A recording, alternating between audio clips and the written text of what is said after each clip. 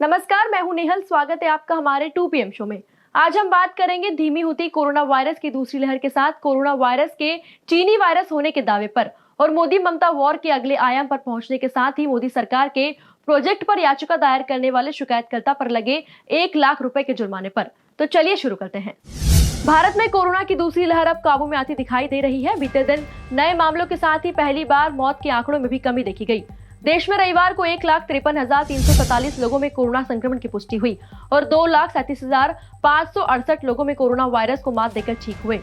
इस दौरान 3,129 लोगों की कोरोना से मौत भी हुई। एक दिन में जान गंवाने वालों का यह आंकड़ा पिछले 34 दिनों में सबसे कम है।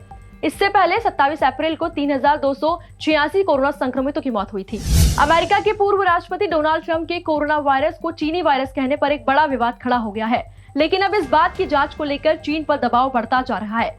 एक तरफ ब्रिटिश वैज्ञानिकों ने दावा किया है कि कोरोना चीन की वुहान लैब से ही निकला है और इसके प्राकृतिक तौर पर चमगादड़ों से फैलने के सबूत नहीं है। दूसरी ओर अमेरिका के पूर्व विदेश मंत्री माइक पोम्पियो ने तो चीन की मिलिट्री से जुड़ी गतिविधियों में भी वुहान लैब के शामिल होने का दावा तक कर दिया है।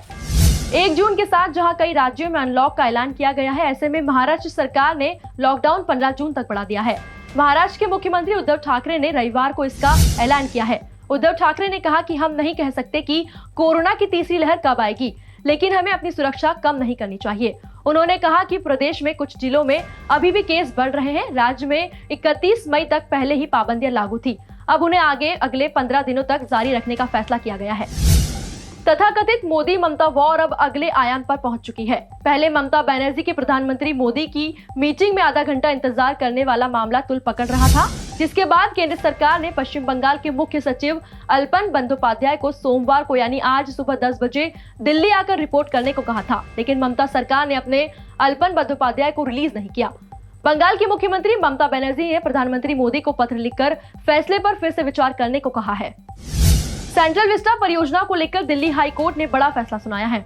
बता दें, सेंट्रल विस्टा परियोजना को लेकर हाई कोर्ट में दायर की गई याचिका को खारिज कर दिया गया है। कोर्ट ने याचिकाकर्ता को 1 लाख रुपए का जुर्माना भी लगाया है। हाई कोर्ट ने कहा कि मजदूर कंस्ट्रक्शन की जगह ही रह रहे हैं, इसीलिए सेंट्रल विस्टा के निर्माण कार्य को रोकने का कोई सवाल पैदा नहीं होता।